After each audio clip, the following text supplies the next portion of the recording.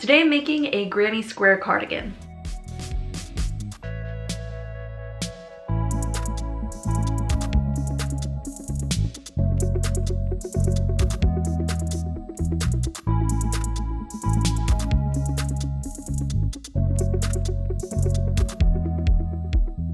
Hi, I'm Megan. Welcome to my sewing space. I started this project probably 6 months ago and crocheted up 64 different granny squares, all in the same colors, but the colors inside I rotated, all bordered in white. I started making all these squares. I ran out of yarn. I procrastinated going to get new yarn. I finally went and got new yarn, and now here we are.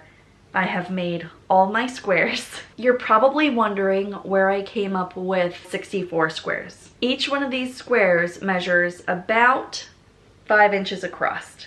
So with that in mind, I measured across my shoulders. I measured from my shoulder to my hip. I measured from like my shoulder seam area to like the length of my sleeve.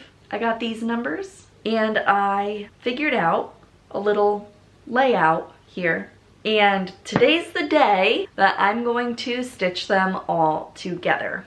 If you want to follow along with this video here on how to make a basic granny square, that is the method that I used to make every single one of these guys. If you want to follow along here, that's the method that I'm using to join all of my squares. So right now what I need to do is take all my 64 squares, find a clean spot on my floor, and start laying all of these squares out how I want to sew these together.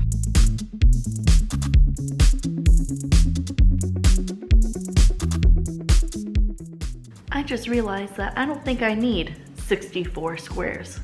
Let me show you why.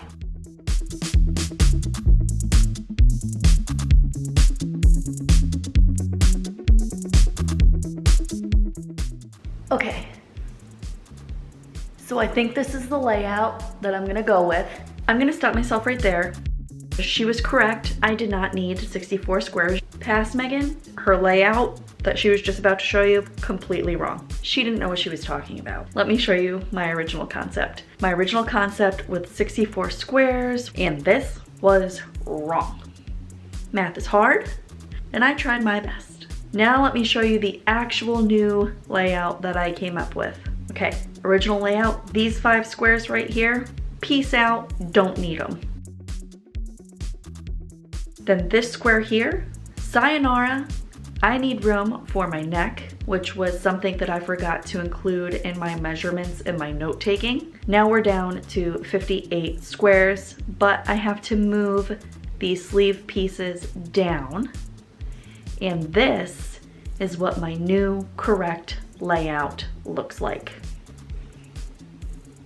Okay, so I'm gonna get these 5 panels sewn together. And of course, it would not be a crochet project on the floor if there weren't kittens involved.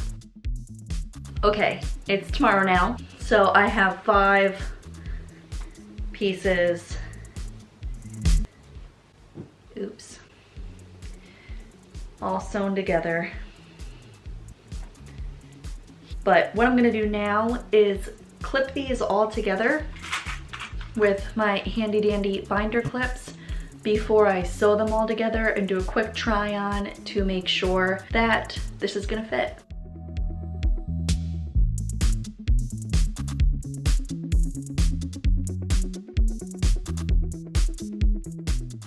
Okay, here is what it looks like all clipped together.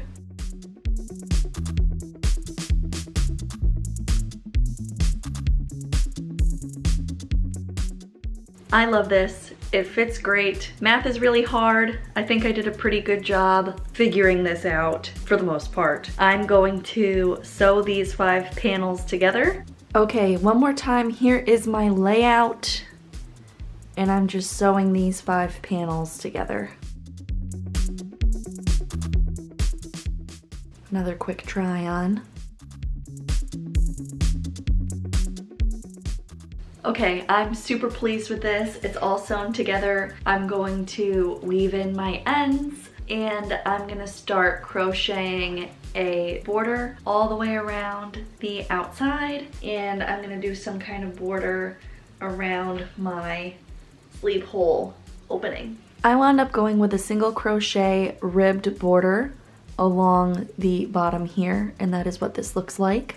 If you want to see how I did this and how to make a border like this one, I'll link a video down in the description and up in the right hand corner of this video. Now I just have to do that same border all along the inside edge here, and then I'm also going to do a 1-inch single crochet border around my sleeve openings. So all of the crocheting is done. I just need to weave in my last few ends. I'm going to give this a little press and I'll be able to show you my finished cardigan.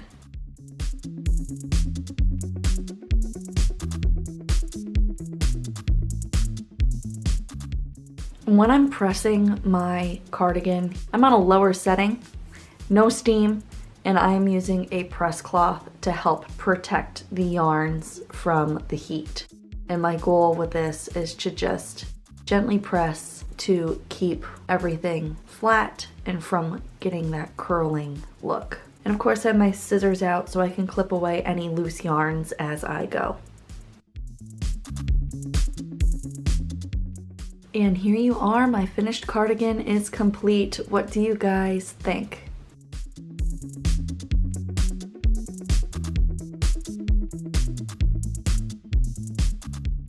I'm gonna make sure that I put links in the description for how I made my granny squares, how I joined them all together, and how I created this beautiful ribbed edge. Check those out down in the description.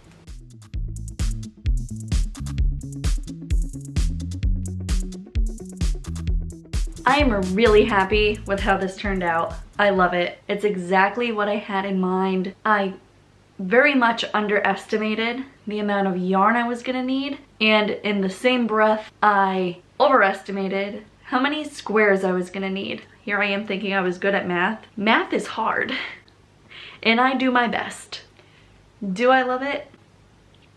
Yep, absolutely. Am I gonna wear it all the time? Of course. I'm gonna wear this to work tomorrow, and I can't wait. Thank you guys so much for watching. Bye.